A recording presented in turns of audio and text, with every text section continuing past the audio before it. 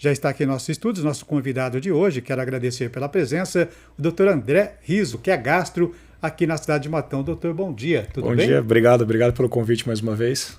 Nós que agradecemos, doutor. Nessa data muito importante, começa agora no mês de março, a cor azul marinho de conscientização do câncer do colo retal. Muito importante falar desse assunto, é por isso que a gente convidou o senhor para vir até aqui e passar essa informação para os nossos ouvintes, doutor. Importante, doutor, essa colocação aí de cores para identificar doenças dentro do mês, para chamar a atenção da população. Sim, eu acho que desde que eles começaram a padronizar os tipos de cores, por exemplo, o amarelo, o outubro rosa, é uma forma de lembrança, né? E são as principais causas de problemas que a gente tem na saúde. Então a população fica mais palpável identificar a cor com aquilo que a gente tem que lembrar. Então achei bem interessante essa adoção. Doutor, me chamou a atenção que é o terceiro tipo mais comum de câncer no Brasil. Segundo a Instituição Nacional de Câncer, o INCA, estima 41 milhões de novos casos por ano. É preocupante, né? Sim, e detalhe que vem aumentando, né? O problema é que o câncer de cólon era uma coisa que antigamente a gente nem falava tanto e nos últimos tempos cada vez mais frequente, e tanto com homem quanto com mulher no Brasil tem só aumentado, não só no Brasil, no mundo, né? Então preocupante. E é uma doença...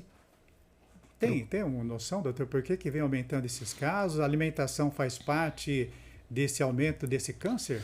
O que a gente percebe, o que a gente nota é que cada vez mais a qualidade dos nossos alimentos tem prejudicado. A gente nota obesidade, alimentos, quantidade de proteína animal, principalmente em condimentados, enfim, tudo isso interfere diretamente no risco da doença, né? Tirando o que a gente já conhece, tabagismo, sedentarismo, álcool. Então a gente nota que nossos hábitos de vida, nosso hábito moderno, vamos colocar assim, de vida, interfere muito no aumento dessa doença. E como faz o diagnóstico, doutor? Porque Olha, hoje em dia, me perdão, claro, pelo amor de Deus.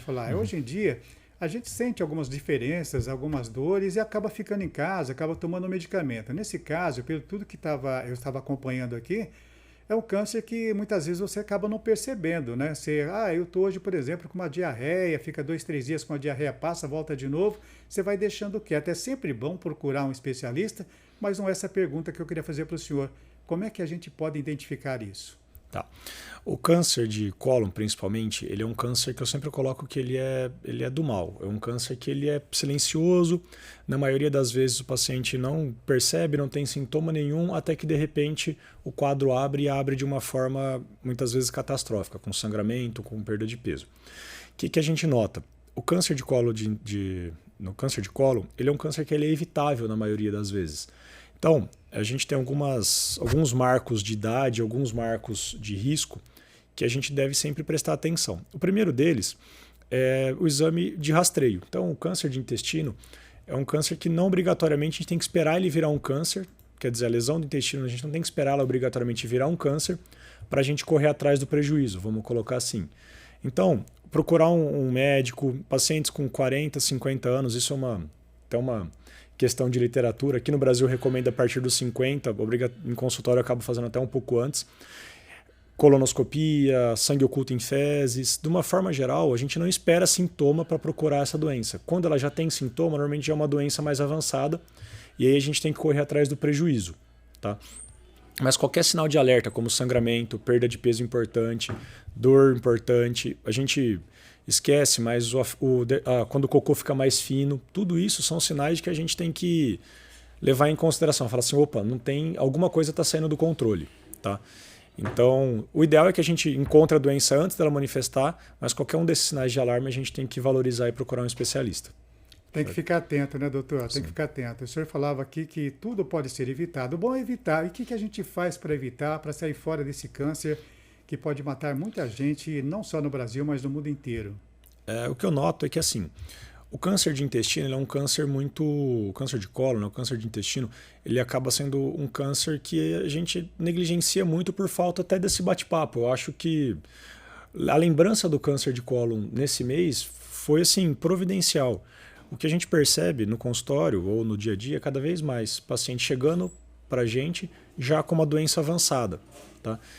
E o ideal é que a gente justamente evite que essa doença cresça, surge essa doença. Por conta disso, uma colonoscopia, quando acima dos 40 anos ou dos 50, como preconizado aqui no Brasil, sangue oculto nas fezes, a gente pode investigar. O cuidado, de uma forma geral, fazer atividade física, não fumar, tudo isso são condições que a gente pode evitar que essa doença aumente, né?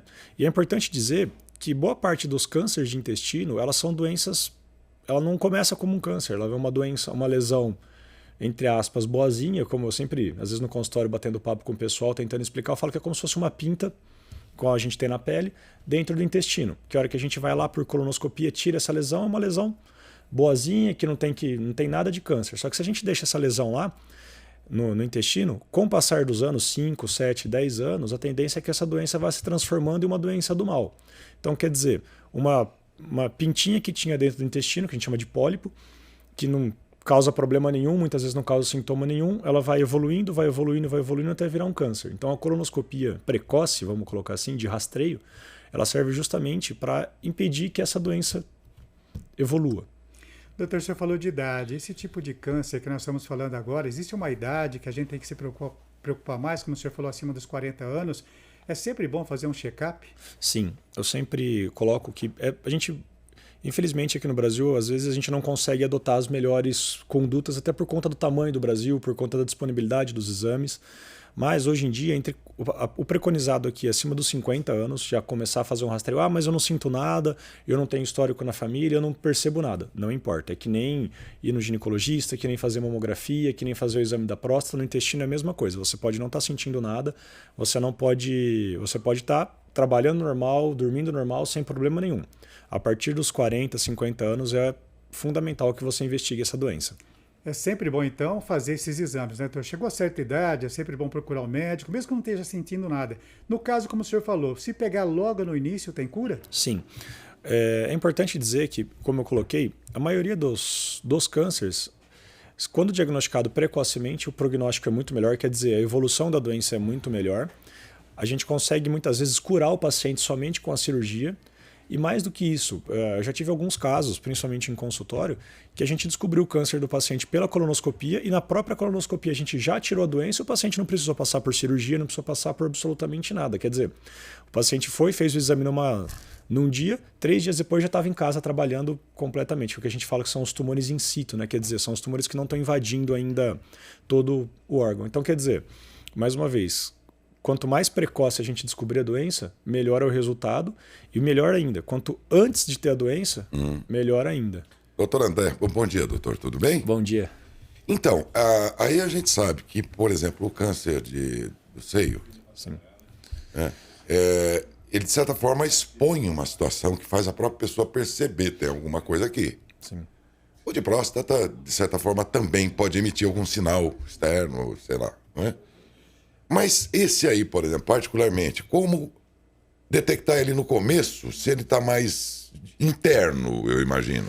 Então, ele é traiçoeiro. É? O câncer de intestino ele acaba sendo traiçoeiro justamente porque no começo ele não vai doer, muitas vezes não vai ter um sangramento perceptível, o cocô não vai ter alteração. Então, muitas vezes o paciente vai ter essa doença e não vai nem imaginar. Mas ele está lá. Tá lá, ele vai crescendo, ele é do mal, ele vai crescendo. E não manda aviso. E não manda aviso. Na maioria das vezes, a hora que ele manda o aviso, ele já saiu de controle. Quando o cara descobre é porque a coisa andou. Exato. Então, por isso que a melhor forma de evitar mesmo, a melhor forma da gente diagnosticar precoce ou evitar que vire um câncer é justamente seguindo no especialista, igual vai no urologista, igual vai no ginecologista. O câncer do intestino é a mesma coisa, é um dos tumores que a gente consegue evitar que ele cresça. E como é que vocês fazem para examinar? Qual é o tipo de exame que é feito? Olha, a gente... Preventivamente, por exemplo. A pessoa não está sentindo nada, mas ela quer dar uma checada interna aí, vamos dizer assim. O que vocês usam? A gente tem alguns exames que nós podemos iniciar o rastreio, vamos colocar assim. Na rede pública, principalmente no SUS, a gente sempre utiliza como primeira via de investigação o famoso sangue oculto nas fezes. Esse é um exame que ele vai avaliar se está tendo algum sangramento que você não vê. É um microscópio. Você vai lá, leva para o laboratório 3 amostras e a gente consegue avaliar. Ao defecar em casa, por exemplo, você não vai perceber. Muitas vezes não. É o famoso sangue que não vê, que não está lá, ele está escondidinho. E aí no laboratório vai aparecer, opa, veio positivo. Mas calma, não é porque esse exame veio positivo que você tem um câncer. Nada disso. Várias coisas podem, inclusive vermes, pode causar isso. Mas no SUS, o que a gente faz? Esse é um primeiro exame para dar sequência à investigação. O melhor exame que a gente tem para olhar hoje, para falar assim, opa, não, pode ficar tranquilo, é a colonoscopia. Não tem jeito. A colonoscopia, ela é comum? Existe disponível? Aqui em Matão, no hospital, a gente faz praticamente todos os dias. É um exame que antigamente era um exame super desconfortável. Como é o nome? Colonoscopia. Ele consiste no quê? É basicamente assim, a gente faz um preparo, a gente limpa todo o seu intestino, entra com uma câmera que vai olhar todo o seu intestino grosso, toda aquela porção do intestino final. Imagem. E isso, com imagem, a gente vai avaliando se tem algum machucado, se tem algum pólipo, que são aquelas pintinhas que eu expliquei agora há pouco, que podem virar câncer. E se tiver algum câncer, já vai lá e já consegue até fazer biópsia, quer dizer, tirar um pedacinho para olhar, para ver que tipo de câncer que é, se é câncer ou não. Então hoje o melhor exame que a gente tem é justamente a colonoscopia. Causa incômodo? A colonoscopia, o preparo dela, que é a lavagem do intestino, é um pouquinho desconfortável, mas hoje em dia aqui no Hospital de Matão, as colonoscopias são feitas dentro do centro cirúrgico, quer dizer, com total segurança do ambiente controlado, com um anestesista pronto para não te deixar sentir dor, não ter lembrança. Muitas vezes o paciente até briga com a gente e fala assim, não, mas eu não lembro do exame. Eu falo assim, ótimo. Melhor assim. É tudo que a gente quer, que você nem lembra do exame. Mas bom. Hoje o melhor exame é a colonoscopia e assim, é um exame muito mais confortável do que era 10, 15 anos atrás. Você falou de anestesia. Anestesia é o quê? Geral, parcial? Na verdade é uma sedação que faz. O que é isso? O paciente ele continua, ele dorme, ele não tem a consciência, mas ele continua respirando sozinho, ele conversa, ele só praticamente não sente dor e perde a memória parcial, vamos colocar aquele assim. remedinho da verdade lá? É o remedinho do sono que a gente dá para dormir gostoso. Porque tinha antigamente o remedinho da verdade, tomava para dar uma relaxada na pessoa, ela começava a falar pelos cotovelos. E aí eu vi uma senhora lá uma vez em Taquaritinga que ela queria vender uma máquina Lanofix para o médico. E ela queria, porque, ai doutor, eu tenho uma máquina Lanofix, que é uma beleza, eu estou vendendo, o senhor não quer comprar? E ela insistia em vender a máquina para o Ia descobrindo tudo na a pessoa fala mesmo, né? Enfim. Bom, e além da colonoscopia, vamos dizer assim, se a pessoa quer uma investigação mesmo, nós estamos falando aí de uma parte específica aí, vamos dizer, né, do intestino e tal. Mas tem outros órgãos dentro daqui, né, que são, dizem também, traiçoeiros, né? São cânceres traiçoeiros do pâncreas e outros órgãos, né? Sim. Existe algum tipo de exame que a pessoa possa fazer que dá um check-up geral de tudo? Então, a gente até tem alguns exames que meio que, por exemplo, você pega uma tomografia, uma ressonância, são exames que a gente consegue acabar olhando os órgãos de uma forma geral, mas não tem indicação de rastreio, é diferente da colonoscopia, por exemplo, que ela é um exame quando feito de rotina, específico. É um exame que ela vai olhar, não vai olhar só o câncer, ela vai impedir a vantagem. Qual que é a grande vantagem da colonoscopia, por exemplo, em relação a sair fazendo tomografia em todo mundo? A colonoscopia ela já olha e vê uma doença pré-cancerígena. O que é isso? A gente vai lá, passa o colonoscópio, olha com o aparelho, olha, tem a imagem, encontrou uma lesão, e essa lesão ela tem um potencial de virar um câncer nos próximos 10 anos. A própria colonoscopia já resolve isso. Então ela é um exame que, para o setor público, ou melhor, para a população, ela faz o diagnóstico e ela também impede que essa doença evolua. Então, diferente da tomografia. A tomografia a gente deixa ela mais guardada para quando o paciente já está tendo algum sintoma ou quando a gente está querendo investigar. Um exemplo, o paciente chegou no pronto-socorro, 5, 6 dias sem conseguir ir no banheiro, vomitando, com aquele abdômen parecendo aquelas bolonas de parque, tudo grandão. Assim. Aí a gente faz uma tomografia para olhar, falar assim, opa, tem alguma coisa errada aqui. Aí a tomografia serve para isso. Mas para fazer o diagnóstico, não, todo ano eu vou lá e faço uma tomografia. Não tem essa indicação. Não. Bom, tirando então o desconforto aí dessa lavagem estomacal aí, enfim, que precisa ser feita, no mais o procedimento é indolor depois. O procedimento é muito tranquilo, o procedimento é bem sossegado. Pela rede pública as pessoas conseguem? Consegue, pela rede pública.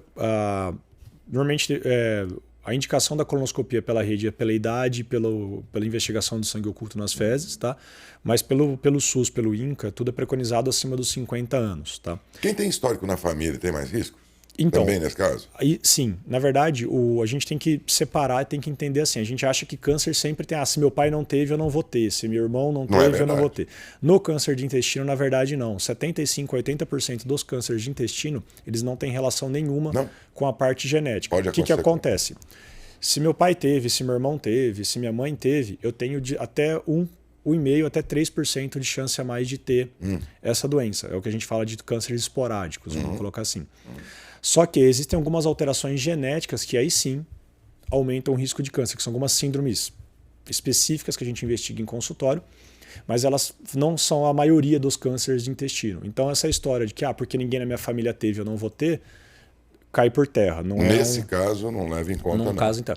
Claro que se meu pai teve, se meu irmão teve, se algum familiar próximo teve, é fundamental que eu investigue. Você é uma pessoa que tem 3 vezes mais chance de ter do que uma pessoa que não tem ninguém na família.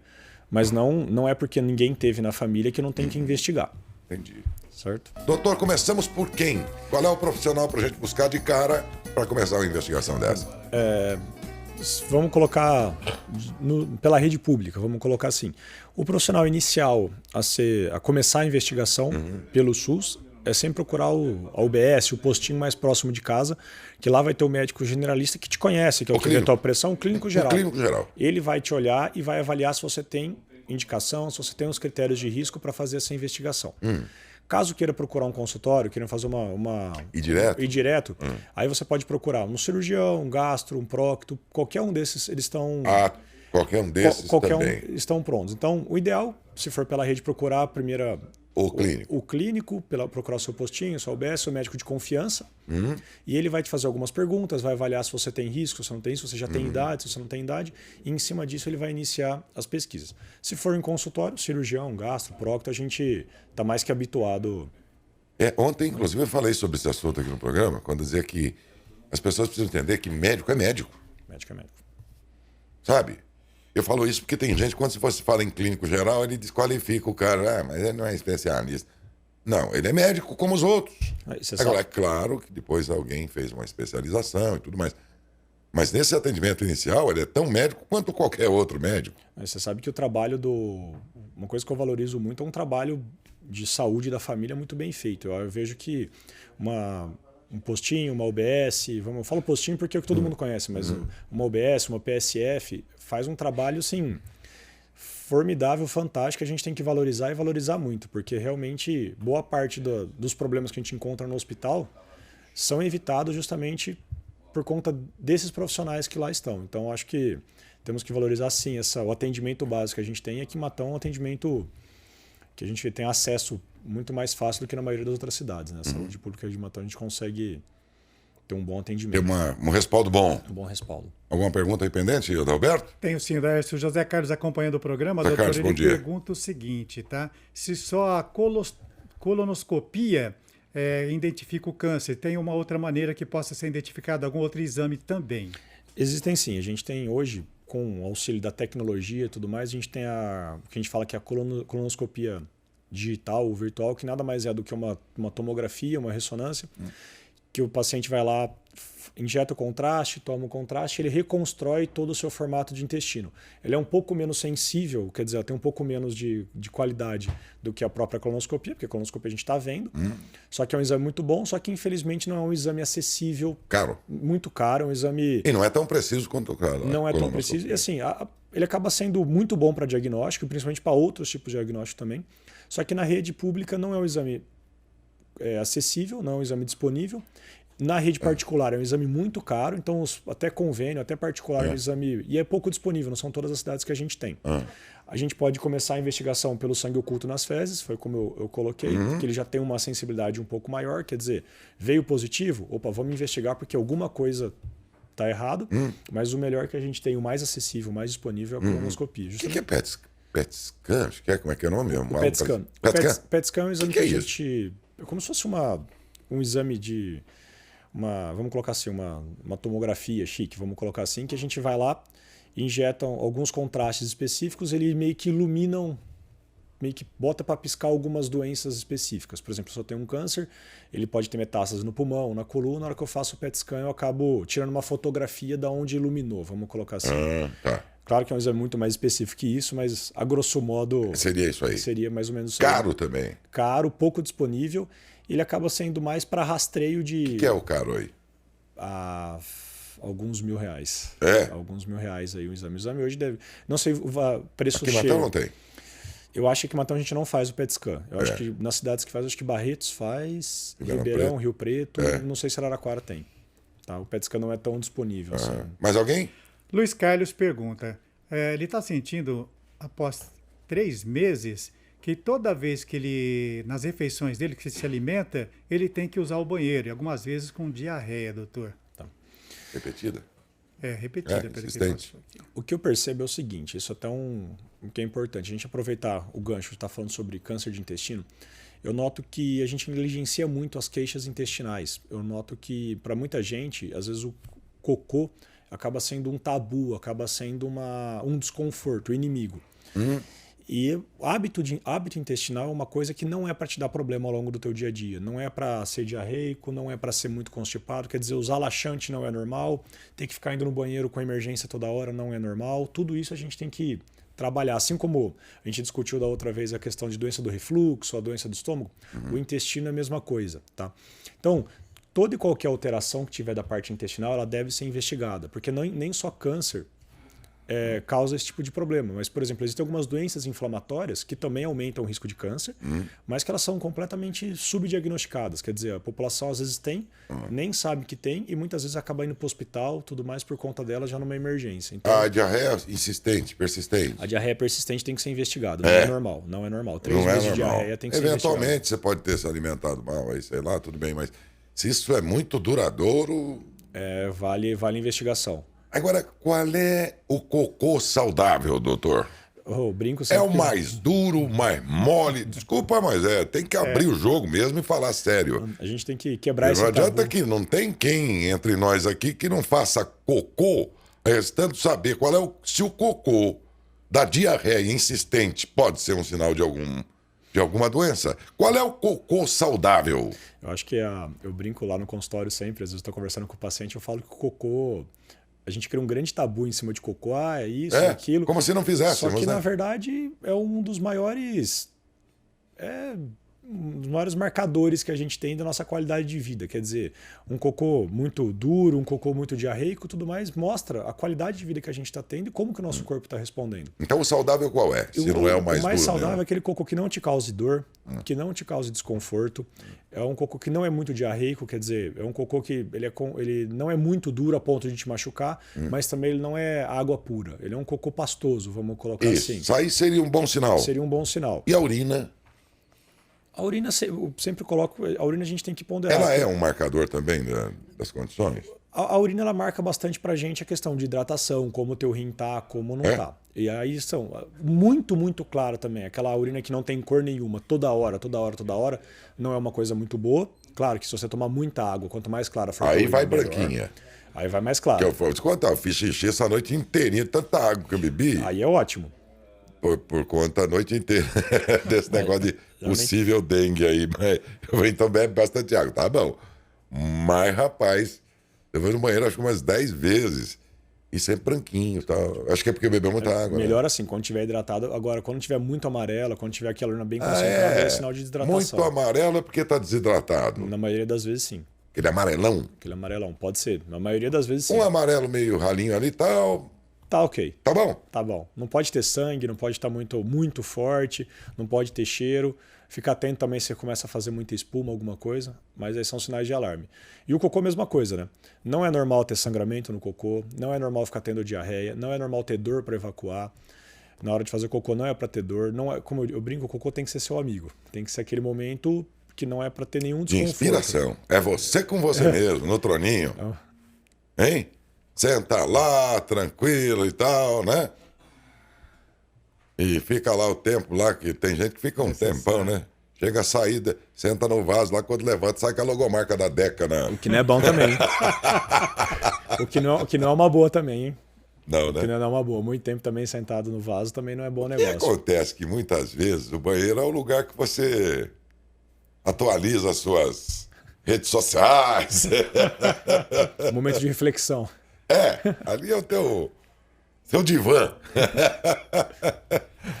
Gente, a gente tá brincando aqui um pouquinho, mas é preciso lembrar que esses assuntos têm que ser tratados assim, como é a natureza. Tem gente que parece que não faz cocô, ou pelo menos se acha, né? Não, todo mundo faz, e acabou. E tem que tratar abertamente sobre os assuntos, né? Não faz mais sentido, né? Hoje em dia você fica cheio de tabus para poder falar. Aprendemos muito aqui nessa entrevista aqui, foi muito bom. Mas sabe que eu percebo que esse pessoal, não olha o cocô, tem nojo de cocô, não sei o quê. É muito importante você observar isso até se ele está mais fino, se ele está tendo sangramento, ou se ele está tendo alguma forma de alteração, porque muitas vezes o sinal de alarme começa daí. E a gente vê aquele tabu, não quero ver meu cocô. Na verdade, é importante que você preste atenção nele, porque muitas vezes os sinais de alarme para o câncer ou para qualquer outra doença começam a partir E daí. ele é um parceiro do leigo, que somos nós. Quer dizer, para quem é leigo, ele é um sinalizador. Pô. Sim. Então, por exemplo, esse caso da pergunta, 3 meses com diarreia, alguma coisa Alguma coisa aí. Temos que reorganizar. Pode ser só questão alimentar, mas vale a pena a gente ficar atento. A extração da vesícula, por um tempo, ocasiona diarreias. Em algumas pessoas, sim. Como tem a parte da inervação, pode causar algumas alterações. Eu já sim. vi várias pessoas reclamando disso. Mas é bem variável. Tem gente que tem sintoma, tem gente que não tem, mas muitas vezes pode. E também tem a questão da liberação direta da bile, que é o que normalmente a vesícula armazena essa bile, né? Que é aquela mais amarelinha, que de vez em quando dá um gosto ruim na boca, né? Mas assim, quando a gente tira, a gente mexe na parte da inervação, às vezes pode alterar um pouquinho, e a liberação direta da bile no próprio intestino pode causar em algumas pessoas diarreia. Não é uma lei, não é todo mundo que tira a vesícula que tem isso, mas alguns pacientes têm queixa assim disso. A última, Darcy. Sim. Ana Paula Inácio. Bom dia, doutor André. A metformina pode causar algum tipo de doença no intestino? Como é que é Isso. metaformina? Metformina, é isso, Metformina, é isso? Metformina é um medicamento para diabetes. Né? A gente tem que ficar atento porque tem alguns medicamentos hoje em dia que é tomado por longo período ou tomado de forma inadvertida, que foi uma outra coisa que a gente conversou da outra vez sobre medicação inadvertida, elas podem causar algumas alterações. Tá? Diretamente alguma relação, aumento de câncer, alguma coisa assim, eu nunca li nada muito relacionado. Tá? Muitas vezes o paciente pode ter alteração, vou começar a ter diarreia por conta do uso do medicamento, isso é muito comum. E tem alguns outros medicamentos um pouco mais antigos para diabetes que eles acabam evoluindo com um pouco mais de diarreia, de desconforto, principalmente produção de gases, um pouco de aquele estufamento, às vezes flatulência, mas diretamente relacionado com o câncer propriamente dito, eu nunca vi nada relacionado. Tá? Ok. Fechou? Aí também. Dárcio, um ouvinte aqui participou no Jornal das Saudades, mandou sua mensagem aqui para nós. Ela disse o seguinte: queria fazer uma pergunta. Ela tem um caso, né, de câncer na família. Ela fez colonoscopia e deu verrugas no intestino. O que pode ser isso? Essas verrugas no intestino são o que a gente chama de pólipos, né? São os pólipozinhos que são como se fossem umas pintinhas que crescem, pode crescer em qualquer... Perigoso isso? Na verdade, a maioria dessas verrugas, entre aspas, dessas pintinhas, são os pólipos. Quando adenomas, vamos colocar assim, elas são precursoras do câncer. O que é isso? Eu tenho esse pólipozinho. Lá na hora da colonoscopia não dá para saber se é um adenoma ou se não é um adenoma, então o correto, a indicação é tirar isso. Aí no microscópio o médico vai lá e olha e vê. Se for um adenoma, o risco dessa pintinha boazinha, que não tem problema nenhum, evoluir para um câncer em 7 a 10 anos é muito grande. Ainda mais se tiver algumas subdivisões desse tipo. Então a indicação é tirar. O que chama atenção? Uma coisa é você ter uma verruga, 2 verruguinhas, um pólipo, 2 pólipos. Outra coisa é você ter 20, 50, 100. Porque daí existem algumas síndromes que aumentam o risco de câncer de intestino que são associados à polipose, que é isso, diversos pólipos em todo o intestino. E aí tem que investigar, procurar um especialista, porque em algumas pessoas tem até a indicação de tirar essa parte do intestino, por conta disso. Então o pólipo, na maioria das vezes, ele é o precursor do câncer de intestino. Por isso que a colonoscopia é indispensável mesmo sem sintoma nenhum. Muito bem. Gente, nós viemos ao mundo aqui para fazer alguma missão. Se você veio nesse mundo só para ganhar dinheiro e ficar rico, lamento dizer que você vai se decepcionar com você mesmo. Não é possível. As nossas vocações, o nosso trabalho tem que estar de alguma forma sendo útil para alguém. Só isso dá sentido à nossa existência, porque nós estamos num plano passageiro, aqui passa. Vamos embora. E nessa passagem aí, o que você faz está servindo para alguém ou só está atrapalhando os outros? Por que eu estou dizendo isso? O assunto nem sempre é bom, mas eu diria que a gente tem uma grande satisfação de tratar, de fazer entrevistas desse tipo. Por quê? Porque acho que aí a gente está cumprindo o nosso papel nesse planeta, né? O nosso de produzir esses assuntos, permitir que eles cheguem até vocês, do médico, que no caso aqui hoje é o doutor André, de contribuir levando esse conhecimento, né? Então acho que todos aqui estamos cumprindo com o nosso papel, a nossa missão, né, nesse plano que nós estamos aqui, porque se não fosse assim, é muito frustrante você só juntar dinheiro e não ajudar ninguém. Ninguém tem ganhos com aquilo que você faz. Deve ser muito triste, né? Deve ser muito triste passar uma vida inteira só cuidando de si, do seu umbigo. Né? Aquilo que a gente faz tem que estar a serviço de alguém. Essa, por exemplo, na área da medicina é o que eu, pelo menos aqui, me atrevo a chamar de medicina humanista. O médico, caramba, ele não está aqui só para ganhar dinheiro, pô. Né? Médico que não olha na cara da gente, você chega diante dele lá e de cabeça baixa faz 3, 4 perguntas. Se você voltar dali 5 minutos, ele não sabe quem é você, porque ele não te viu. É um médico? Não é. Então, o médico humanista é o cara que faz com gosto, né, a missão dele. E a gente aqui também faz, apesar que o assunto nem sempre agrada. Mas acreditem, a gente é movido por esse propósito de cumprir a nossa missão e ao mesmo tempo permitir a vocês que vocês tenham ganhos com isso. Se o jornalismo não acrescentar nada de conhecimento na tua vida, nem te provocar a tua opinião a respeito dos assuntos, não é jornalismo. É blá, blá, blá. Não serviu para nada.